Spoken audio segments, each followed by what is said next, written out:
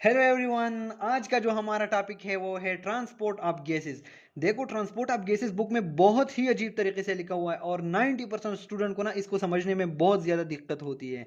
तो हमारे पास देखें, ट्रांसपोर्ट ऑफ गैसेस में दो गैसेस आते हैं। कौन कौन? एक है ऑक्सीजन और एक है कार्बन डाइऑक्साइड। आज का जो हमारा टॉपिक है वो है ऑक्सीजन ट्रांसपोर्ट। सबसे पहले तो हम ऑक्सीजन ट्रांसपोर्ट पढ़ेंगे और उसके बाद हम फिर पढ़ेंगे कार्बन डाइऑक्साइड की। सही है। तो देखें, ऑक्सीजन ट्रांसपोर्ट किस किस तरीके से होती है हमारे पास। दो तरीकों से होती है, मतलब दो दो ऐसी गाड़ियां हैं जो ऑक्सीजन लेके जाती है टिश्यू में। कौन कौन सी गाड़ियां हैं? एक देखो, एक तो हमारे प्लस ब्लड सेल्स है जो कि 97% कंट्रीब्यूट करते हैं। सही है। 97% of the oxygen is transported into the tissue through blood cells. सही है। और दूसरा जो हमारे पास है, दूसरा जो गाड़ी है, वो छोटी सी गाड़ी है, वो इतना नहीं ले जा सकती, तो वो है प्लाज्मा। सही है। अब हम पढ़ेंगे एक एक करके। तो सबसे पहले हम पढ़ते हैं कि ब्लड सेल्स के थ्रू कौन सी होती है। सही है। देखे, गौर से देखे, ये हमारे पास है एल्वियोलाइज। अब देखो, ऑक्सीजन आ गया कहां पर? हम ऑक्सीजन की ट्रांसपोर्ट पढ़ रहे हैं ना, तो ऑक्सीजन आ गया एल्वियोलाई में। अब ये जो एल्वियोलाई है, ये इसको ट्रांसपोर्ट करता है इनटू द ब्लड। सही हो गया। अब हमने यहां तक हमने बहुत सारा पढ़ा था कि ये किस तरह ब्लड में आता है। उसके लिए आपने हमारे बहुत सारे और लेक्चर्स हैं जो पहले के लेक्चर से वो देखना पड़ेंगे। सही है। लेकिन अब यहाँ तक तो हम आ चुके हैं कि ऑक्सीजन जो होता है वो एल्वियोलाई से ब्लड में आ जाता है। और अब हमारी जो फर्स्ट टॉपिक है, ब्लड सेल के थ्रू 97% जो ट्रांसपोर्ट है वो हम पढ़ेंगे। देखो, ब्लड सेल में हमारे पास क्या होती है? हेमोग्लोबिन। यहां पर मैंने वैसे ही शो किया हुआ है आपको समझने के लिए। ये देखो, हमारे पास है एक हेमोग्लोबिन जो कि किस चीज में है? आर बी सीज में। ब्लड में हमारे पास क्या होती है? Red blood cell. बहुत सारे ऐसे रेड ब्लड सेल्स होते हैं, उनकी थ्रू ये कहाँ जाता है? टिश्यूज में। ऑक्सीजन यहां पर आ गया, ब्लड में आ गया। अब ये जो हेमोग्लोबिन है, इसके साथ ये कंबाइन हो जाता है। ये किस तरह कंबाइन होता है? तो इसकी कॉम्बिनेशन के लिए एक कौन सी चीज रिस्पॉन्सिबल है? तो यहां पर एक मजदूर है, मतलब एक एंजाइम है, और वो एंजाइम है कार्बनिक कार्बोनिक एनहाइड्रेज। क्या है? एनहाइड्रेज। ये कार्बनिक एनहाइड्रेज यहां पर होता है एल्वियोलाई में। और ये क्या करता है? ये ऑक्सीजन को ना उसके साथ मिला देता है। ऑक्सीजन को ये उसके साथ, हीमोग्लोबिन के साथ। और देखो, अगर 4 ऑक्सीजन मॉलिक्यूल आ गए हैं, 1 2 3 4, तो एक हीमोग्लोबिन मॉलिक्यूल 4 ऑक्सीजन को ले सकता है, 4 ऑक्सीजन को उठाकर टिश्यू में ले जा सकता है। देखो कितनी भारी वजन उठा रहा है, मतलब 1 2 3 4। तो मैं आपको सिंपली यही लिख दूंगा यहाँ पर। गौर करें यहाँ पर। देखो, एच बी जो होता है ना, एच बी, ये कितने? 4 ऑक्सीजन मॉलिक्यूल के साथ, 4O2, 4 ऑक्सीजन के साथ ये मिलाकर इसको क्या बनाता है? Hb4O2। और किसकी मदद से? कौन सी इंजाइम? Carbonic anhydrase. सही है। सी एक बस से डायरेक्ट याद रख कर सकते हैं आप लोग, कार्बनिक एनहाइड्रेज। तो ये प्रोसेस कहां पर हो गया? एल्वियोलाई में। एल्वियोलाई में ऑक्सीजन ट्रांसपोर्ट हुआ, यहाँ हेमोग्लोबिन के साथ मिल गया। किसके थ्रू? कार्बनिक एनहाइड्रेज एंजाइम के थ्रू। लेकिन ये एक रिवर्सिबल रिएक्शन है। ये रिवर्सिबल रिएक्शन है और टिश्यू में जाकर ये क्या करेगा? ये अनलोडिंग करेगा और वापस इस ऑक्सीजन को टिश्यू में फेंक देगा, ताकि वहां पर क्या हो सके? रिस्पायरेशन हो सके। तो देखो, ऑक्सीजन उठा चुका है। अब ये देखो, हमारे पास बन गया 4O2। अब हम हमारा जो वो है कि ऑक्सीजन कैरिंग कैपेसिटी, आप लोग की बुक में एक टॉपिक है। सही है। अब अगर कितना ऑक्सीजन एक वो उठा सकता है? सही है। ऑक्सीजन कैरिंग कैपेसिटी का मतलब ये है कि एक हीमोग्लोबिन मॉलिक्यूल, सही है, कितना, या आरबीसी कितना, मतलब ये कितना ऑक्सीजन जो है वो उठा सकता है, तो वो बेंडिंग पर डिपेंड करता है। सही है। ऑक्सीजन कैरिंग कैपेसिटी, उस कैपेसिटी को कहते हैं कैपेसिटी ऑफ द ब्लड या रेड ब्लड सेल। सही है। To bind with oxygen, oxygen के साथ इसकी बाइंडिंग को ऑक्सीजन कैरिंग कैपेसिटी हम कहते हैं। बहुत इजी है। सही है। तो binding between between O2 and Hb, ये जो है ये है ऑक्सीजन कैरिंग कैपेसिटी। सही है। इसको हम ऐसे डिफाइन कर सकते हैं। अब ये जो ऑक्सीजन कैरिंग कैपेसिटी है, ये किस चीज पर डिपेंड करता है? हम वो फैक्टर पढ़ेंगे। तो वो फैक्टर हमारे पास है पार्शियल प्रेशर ऑफ ऑक्सीजन। देखो ये बाइंडिंग जो है यहाँ पर हमने जो बाइंडिंग, ये किस चीज पर डिपेंड करता है? Partial pressure of oxygen. अगर ऑक्सीजन ज्यादा आ रहा है, उसका प्रेशर ज्यादा है, तो इसकी ऑक्सीजन कैरिंग कैपेसिटी ज्यादा होगी, ये ज्यादा ऑक्सीजन उठा सकेगा। सही है, इसकी सेचुरेशन जो है वो ज्यादा होगी। लेकिन अगर कम है तो फिर वो कम होगी। तो ये किस चीज पर डिपेंड कर रहा है? फैक्टर इफेक्टिंग में आप लोग क्या लिख सकते हैं? Partial pressure of oxygen. सही हो गया। अब अगर हमारे पास जो है अब हम ये देखना चाहते हैं, बुक में ये चीज़ बहुत ही कॉम्प्लेक्स लिखी हुई है कि अगर हमारे पास, सही है, एक कंटेनर मैंने लिया और उसमें मेरे पास है 100 ml ऑफ ब्लड, तो इस 100 ml ऑफ ब्लड में मेरे पास कितना ऑक्सीजन आ सकता है? 100 ml ऑफ ब्लड में कितना ऑक्सीजन आ सकता है? तो देखो 100 ml ऑफ ब्लड में तो बहुत सारी हीमोग्लोबिन है, वो बहुत सारी ऑक्सीजन को उठा सकता है। तो इस 100 ml ऑफ ब्लड में 20 ml ऑफ O2 आ सकती है। सही है, 100 ml का एक बकेट लिया आपने, एक फ्लास्क लिया, उसमें आपके साथ जो ब्लड है उसमें 20 ml ऑफ ऑक्सीजन आ सकती है। लेकिन ये कब आ सकती है? जब प्रेशर कितना हो? 100 mg, हम 100 mm ऑफ Hg हो। सही है, 100 mm of Hg, 100 mm of Hg। देखो अगर 100 मेरे पास प्रेशर है, सही है, तो 100 ml ऑफ ब्लड में 20 ml ऑफ ऑक्सीजन आ सकती है। लेकिन ये बहुत ही आइडियल होता है। सही है, ये बहुत ही आइडियल होता है, क्योंकि देखो हमारे पास नॉर्मली प्रेशर इतना ज़्यादा नहीं होता कि हमारे पास 100 mm Hg ऑफ ब्लड हो। सही है।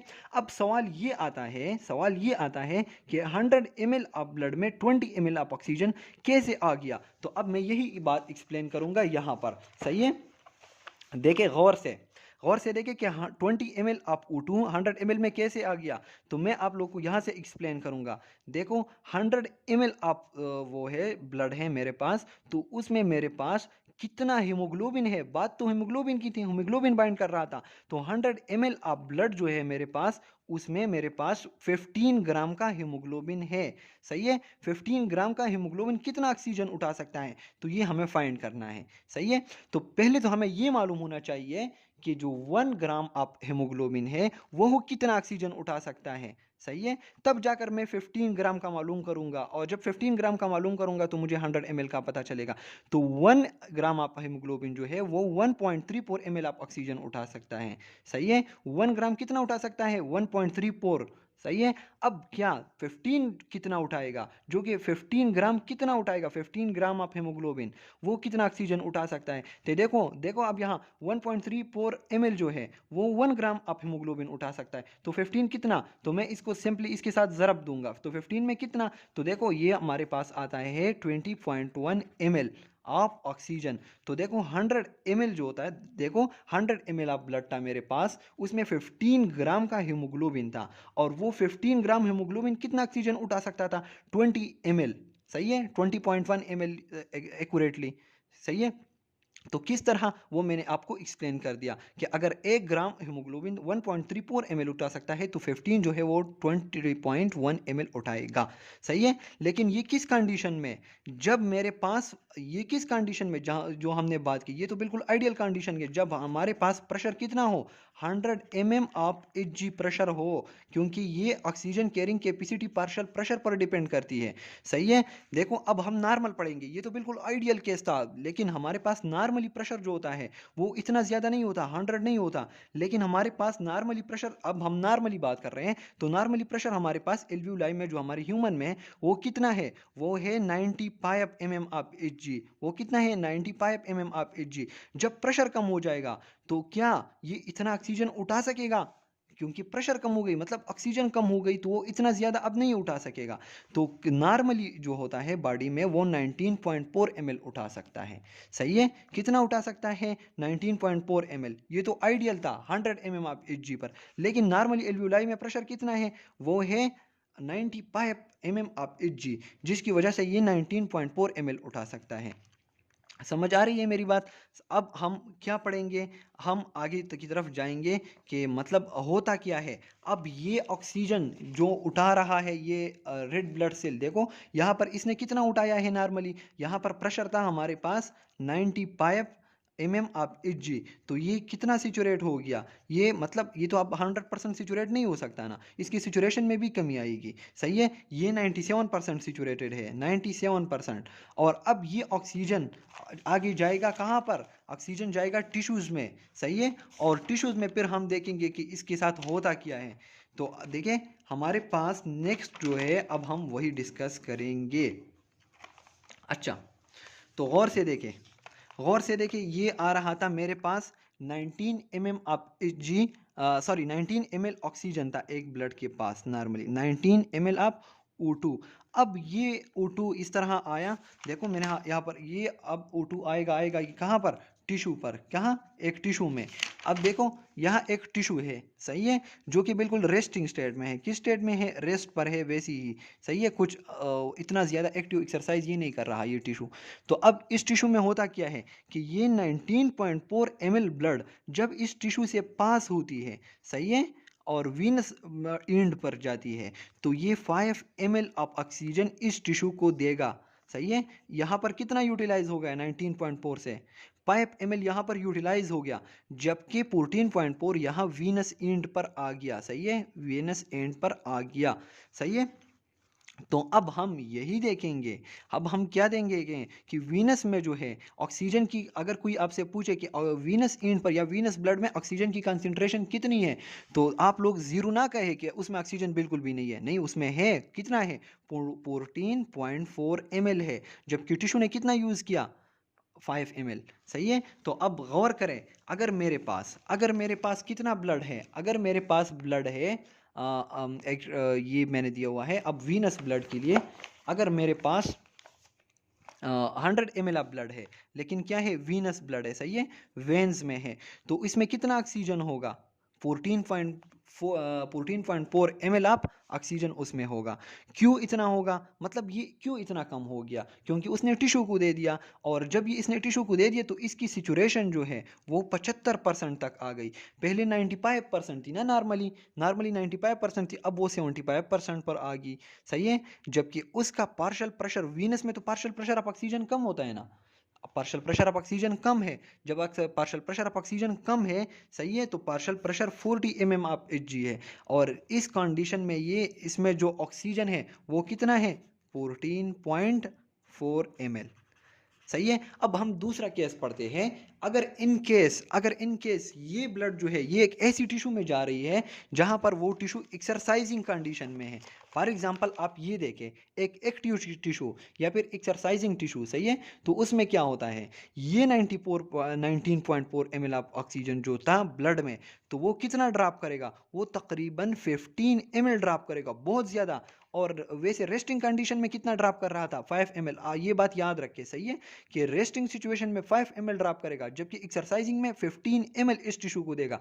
और जब ये टिश्यू से गुजर जाएगा तो इस के पास कितना वो होगा, जो है ऑक्सीजन, तो एक्सरसाइजिंग से भी गुजर कर इसके पास 4.4 ml ऑक्सीजन इसके पास रह गया है। सही है, तो यही बात थी सारी की सारी।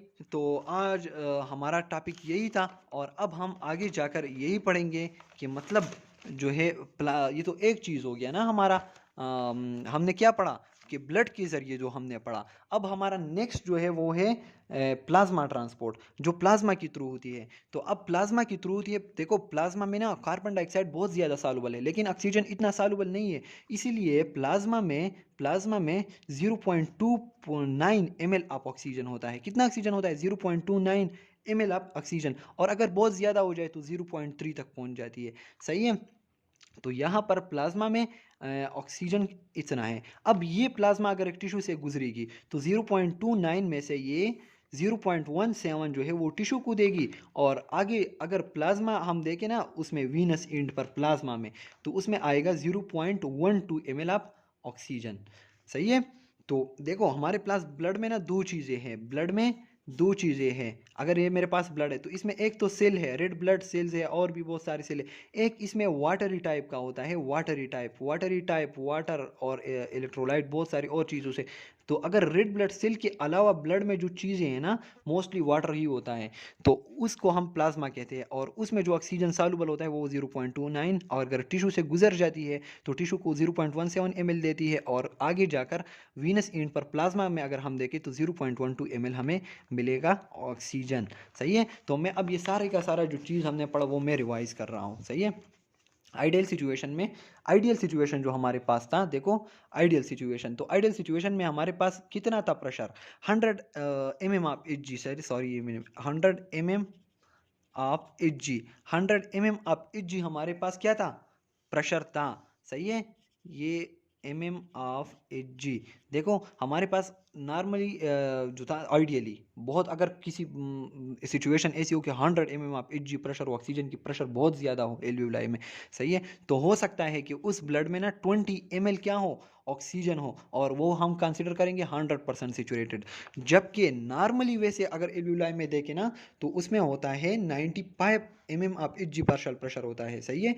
और जब ये पार्शल प्रेशर हो तो इस ब्लड में कितना 19.4 ml ऑफ ऑक्सीजन होगा, और ये कितना सेचुरेट होगा, 97% सेचुरेटेड होगा। सही है। अगर जब ये टिश्यू से गुजर जाती है, अगर नॉर्मल टिश्यू से गुजर जाए, रेस्टिंग टिश्यू से गुजर जाए, तो उस ब्लड में ना ऑक्सीजन की जो वो है, पार्शल प्रेशर ऑफ ऑक्सीजन जो है ना, पार्शल प्रेशर ऑफ ऑक्सीजन, वो 40 mm ऑफ एच जी तक गिर जाता है। सही है। टिश्यू में तो ऑक्सीजन इतना नहीं होता ना, एल्यूलाई में ज़्यादा होता है। अब ये हम वीनस एंड पर हम टिश्यू की बात कर रहे हैं, तो क्या बहुत गिर गया ना, जो ऑक्सीजन की पार्शल प्रेशर थी 40 तक आ गई, तो उस ब्लड में 14.4 वो रह गया, एम ऑफ ऑक्सीजन रह गया। सही है। और इसने जो था हमने ऑलरेडी डिस्कस किया कि फिर वो मतलब कितना 5 ml जो था वो इसने टिश्यू को दे दिया। अब देखो हमारे पास अगर एक्टिव टिश्यू से गुजरती है तो वहाँ पर पार्शल प्रेशर ऑफ ऑक्सीजन और भी गिर जाती है। सही है। और वो कितना हो जाती है 18 mm ऑफ एच जी, और उसने 15 ml ड्रॉप किया, और हमारे पास रह गया 4.4 ml। सही है। तो ये बहुत ही गंदा टॉपिक है, आप लोग यहाँ से याद भी कर सकते हैं, और अगर कोई भी इशू हो तो आप दोबारा पूछ भी सकते हैं। Okay, thank you everyone.